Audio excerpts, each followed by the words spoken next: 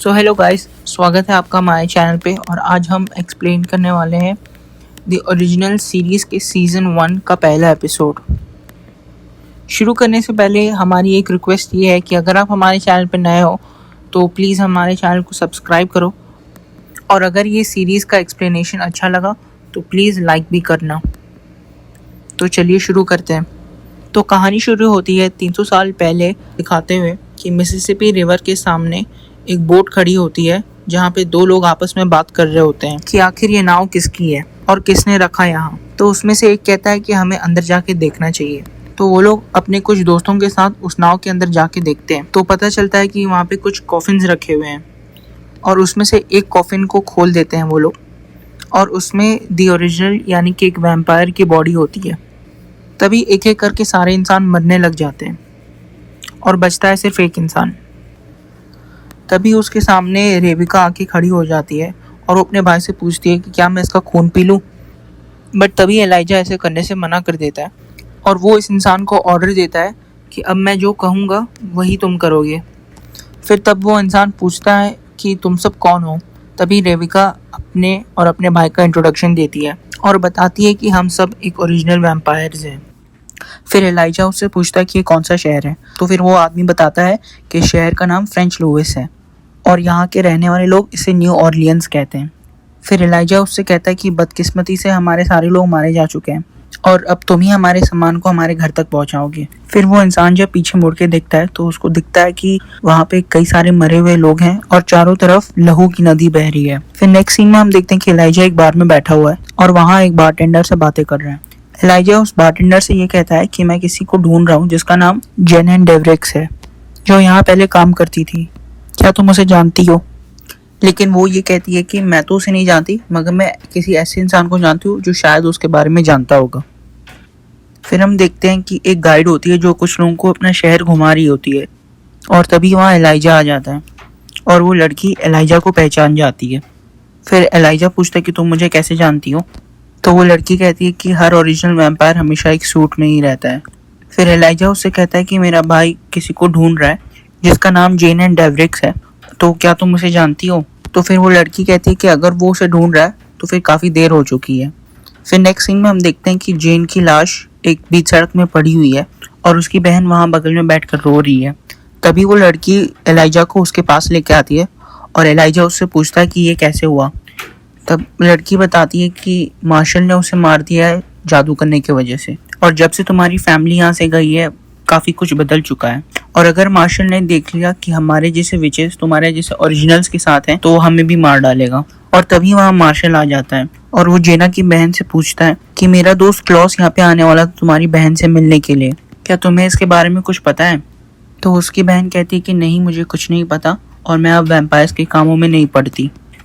ठीक है, तो मैं तुम्हारी बहन की लाश लेके जा रहा हूँ और उसकी लाश तब तक रहेगी मेरे साथ जब तक तुम्हें याद नहीं आ जाता कि क्लॉस यहाँ पे क्यों आ रहा था तुम्हारी बहन से मिलने।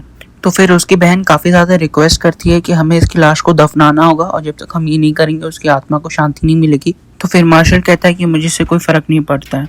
वही हम देखते हैं कि एलाइजा अपनी बहन रेबेका को कॉल करके बताता है कि मार्शल अभी भी जिंदा है और उसके कुछ पंगे चल रहे हैं हमारे भाई के साथ और वो इसी शहर में।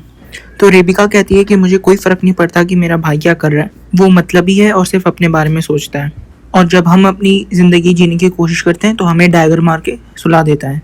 तो एलाइजा उसे समझाने की कोशिश करता है कि आखिर वो जैसा भी है वो हमारा भाई है और हमें एक साथ रहना है, बट रेबिका उसकी कोई बात नहीं सुनती। फिर नेक्स्ट सीन में हम देखते हैं कि चिन्ना की बहन काफ़ी रो रही होती है और वो अपनी बहन को बहुत मिस कर रही होती है। तभी वहाँ पे दो वैम्पायर्स आ जाते हैं जो कि मार्शल के लोग ही होते हैं। फिर वो दो वैम्पायर्स उससे पूछते हैं कि क्लॉस यहाँ पे क्या कर रहा है और यहाँ पे क्यों आया था। तो वो कहती है कि मुझे कुछ नहीं पता और तुम उसी से जाके पूछ लो। तभी वो दो वैम्पायर्स उस पर अटैक करते हैं, पर तभी एलाइजा बीच में आके उन दोनों को मार देता है और उसे बचा लेता है। तो जीन की बहन एलाइजा को एक सिमेट्री में लेके आती है और वहाँ एलाइजा आके पूछता है कि आखिर मेरे भाई का तुम्हारी बहन से क्या लेना देना है और वो तुम्हारी बहन से मिलने क्यों आया था। तो फिर वो उसे बताती है कि मेरी बहन को एक लड़की मिली थी जो कि वर्जीनिया से थी और वो लड़की एक वेयरवुल्फ थी। उस लड़की से तुम्हारे भाई का बहुत अच्छा रिलेशनशिप था और वो लड़की अभी प्रेग्नेंट है।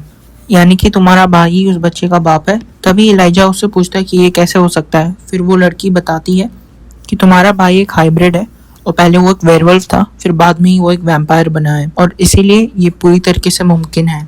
और तभी वो उस लड़की को बुलाती है और एलाइजा कहता है कि मुझे इस लड़की से अकेले में बात करना है। एलाइजा और वो लड़की अब आपस में बात करने लगते हैं। तो वो लड़की पूछती है कि ऐसा कैसे हो सकता है कि एक वैम्पायर बाप बन गया। फिर एलाइजा कहता है कि अगर तुम मेरे भाई के बारे में जानती तो तुम ऐसा सवाल नहीं पूछती। फिर वो उसके सर पर हाथ रखता है और उसको पास दिखाता है अपनी शक्तियों से, कि जहाँ वो बताता है कि 1000 साल पहले हमारा भी परिवार एक आम इंसानों का परिवार था। हमारी माँ सिर्फ एक विच थी और एक बार एक भेड़िए ने हमारे भाई को मार डाला। उसके बाद हमारे पिता बहुत डर गए, उन्हें लगा कि वो हमें भी खो देंगे। उसके बाद उन्होंने हमारी माँ को बहुत मजबूर किया काला जादू करके हम सबको बहुत ताकतवर बनाने के लिए। और उसके बाद हमारी माँ ने हमें वैम्पायर बना दिया। पर हम में से सबसे ज़्यादा खून की भूख किसी को थी तो वो क्लॉस था, और वो एक एक करके इंसानों को मारता चला गया और वो शैतान बन गया क्योंकि उसके अंदर भेड़िए की भी शक्ति थी, तो उसे कोई नहीं रोक पा रहा था। और फिर हमारे पिता ने हमारी माँ को मजबूर किया उसमें से भेड़िए की शक्ति निकालने के लिए। और तभी कहानी प्रेजेंट में आती है, जहाँ एलाइजा बताता है कि क्लॉस ने हमारी माँ के श्राप को तोड़ दिया और वो एक हाइब्रिड बन गया। और तभी वहाँ जेना की बहन आ जाती है और वो उससे कहती है कि कई सालों पहले मार्शल ने यहाँ से भेड़ियों को खदेड़ दिया था, और अगर उसे पता चला कि हमारे यहाँ भी एक भेड़िया है जिसके पेट में एक बच्चा पल रहा है, वो इसे भी नहीं छोड़ेगा। और अगर तुम नहीं चाहते कि उसे पता चले ये बात, तो तुम्हें हमारी मदद करनी होगी और तुम्हारे भाई को भी बताना होगा कि वो भी हमें हेल्प कर सके। तो एलाइजा कहता है कि क्या तुम मुझे ब्लैकमेल कर रही हो? तो वो कहती है कि नहीं, पर तुम्हें ये करना ही पड़ेगा। फिर एलाइजा कहता है ठीक है, फिर मुझे अपना सारा काम छोड़ना ही पड़ेगा, और फिर एक स्माइल देता है। फिर नेक्स्ट सीन में हम देखते हैं कि क्लाउस अकेले एक टेरेस पे खड़ा हुआ है और वहीं एलाइजा भी आ जाता है। एलाइजा उसे कहता है कि तुम्हें देख कर मुझे बहुत खुशी हुई, और वहीं क्लॉस कहता है कि मुझे तुम्हें देख के बिल्कुल भी खुशी नहीं हुई। फिर एलाइजा कहता है कि तुम्हें मेरे साथ चलना होगा। तो फिर क्लॉस कहता है कि मैं तब तक नहीं चलूंगा जब तक मुझे पता ना चल जाए कि मेरे खिलाफ साजिश कौन कर रहा है। फिर एलाइजा कहता है कि शायद मुझे पता है। फिर एलाइजा क्लॉस को लेकर उस लड़की के पास जाता है और क्लॉस को सब सच बता देता है, पर क्लॉस को यकीन ही नहीं होता। वो कहता है कि नहीं, ये सब झूठ है, ये सब गलत है। पर जेना की बहन उसे समझाती है, उसे बताती है कि वैम्पायर बनने से पहले तुम भी एक भेड़िया ही थी और इसीलिए ऐसा हो सकता है, ये पॉसिबल है। लेकिन फिर भी उसे यकीन नहीं होता। फिर एलाइजा कहता है कि तुम उसे फील करो।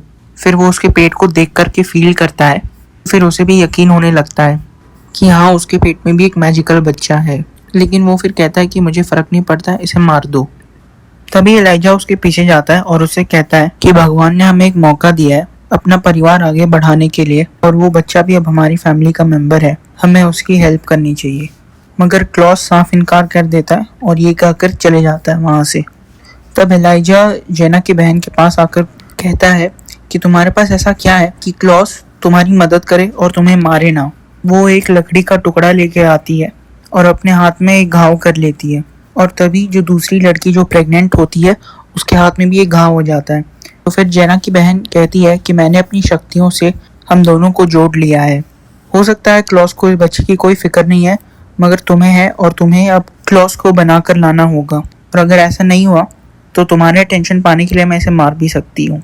तभी हम नेक्स्ट सीन में देखते हैं कि एक पार्टी चल रही होती है जहाँ क्लॉस और एलाइजा दोनों होते हैं। वहाँ वो मार्शल से मिलता है और उससे बातें करने लगता है। क्लॉस उसे पूछता है कि तुम आखिर ये सब क्यों कर रहे हो और चाहते क्या हो? और मार्शल कहता है कि आज से मैं यहाँ का किंग हूँ, मैं कोई प्रिंस नहीं हूँ, मैं यहाँ का किंग हूँ, और अब से सब मेरे अंडर हैं। और मार्शल उस पर चिल्लाने लगता है और कहता है कि मेरी रिस्पेक्ट करो। और तभी क्लॉस को गुस्सा आ जाता है और वो उसको एक फ्रेंड को काट लेता है और मार्शल से कहता है कि अभी 1 हफ्ते से ज़्यादा नहीं जी पाएगा। और एलाइजा अपनी बहन रेबिका को कॉल करके सारी सिचुएशंस बता रहा होता है। फिर एलाइजा जाता है मार्शल से मिलने के लिए, और मार्शल वहाँ चुपचाप बैठा होता है कि क्लॉस ने उसके फ्रेंड को काट लिया होता है।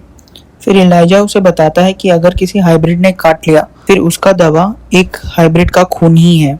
फिर वो कहता है कि मैं हाइब्रिड का ब्लड ला के दूंगा, बट मुझे जेना की बॉडी चाहिए बदले में, जिससे मार्शल राजी हो जाता है। और फिर एलाइजा जेन की बॉडी लेके आता है, जिसे देख के सारी विचेस काफ़ी ज़्यादा इमोशनल हो जाती हैं। और एलाइजा कहता है तुम सब फिक्र मत करो, मैं तुम्हारे साथ हूँ, मैं इसकी बॉडी लेकर आया हूँ, ये इस बात का सबूत है कि मैं तुम्हारे साथ हूँ। और ये कह के वो वहाँ से चला जाता है। वो सीधे जाता है अपने भाई के पास और उसे समझाने की बहुत कोशिश करता है, मगर क्लॉस उसकी कुछ भी सुनने से इनकार कर देता है और कह देता है कि काश वो लड़की मर गई होती। ये सुनकर इलाइजा को बहुत गुस्सा आता है और वो उसे दीवार पे फेंक के मारता है और उन दोनों भाइयों में काफ़ी ज़ोर की लड़ाई हो जाती है। पर क्लॉस इलाइजा पे भारी पड़ जाता है, मगर फिर भी इलाइजा क्लॉस को समझाता रहता है कि हमेशा से हमेशा तक परिवार मेरे लिए सबसे पहले आता है और हमें उनकी मदद करनी चाहिए। और ये सुन के क्लॉस को भी थोड़ा समझ में आता है और फिर वो दोनों भाई साथ मिल जाते हैं।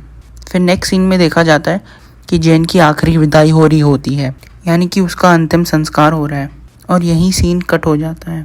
फिर नेक्स्ट सीन में हम देखते हैं कि इलाइजा उस लड़की को लेके अपने घर आ गया होता है और वो उसको प्रॉमिस करता है कि वो उसको कभी कुछ नहीं होने देगा। और वहीं क्लॉस बगल में खड़ा होकर सुन रहा होता है और वो कहता है कि इलाइजा अपनी ज़ुबान का पक्का है, काफ़ी लॉयल है और अपनी प्रॉमिस कभी नहीं तोड़ता है। अब लास्ट सीन में हम देखते हैं कि दोनों भाई बात कर रहे होते हैं और इलाइजा क्लॉस से कहता है कि विचेस के पास ऐसा कुछ तो है जो मार्शल को चाहिए। और फिर हमें दिखाई जाती है एक विच जिसे मिलने के लिए आया हुआ होता है मार्शल। विच कहती है कि हमें कुछ ना कुछ तो करना होगा दी ओरिजिनल्स का, क्योंकि मैं नहीं चाहती कि वो तुम्हें नुकसान पहुंचाए। तो फिर मार्शल कहता है कि तुम्हारे होते हुए मुझे कुछ नहीं हो सकता, तुमसे ज़्यादा ताकतवर कोई नहीं है। फिर हम देखते हैं कि दोनों भाई बात कर रहे होते हैं। क्लॉस कहता है कि मुझे अपनी सबसे बड़ी कमज़ोरी को मारना होगा। इलाइजा उससे पूछता है कि कौन सी कमज़ोरी, और क्लॉस कहता है कि वो हो तुम, और उसके दिल के आर पार डैगर मार देता है। और यहीं सीज़न 1 के पहला एपिसोड ख़त्म हो जाता है। आई होप आप सबको काफ़ी मज़ा आया होगा। अगर वीडियो अच्छा लगा हो तो प्लीज़ इसको लाइक करना, चैनल को सब्सक्राइब करना और कमेंट करके ज़रूर बताना कि वीडियो कैसा लगा।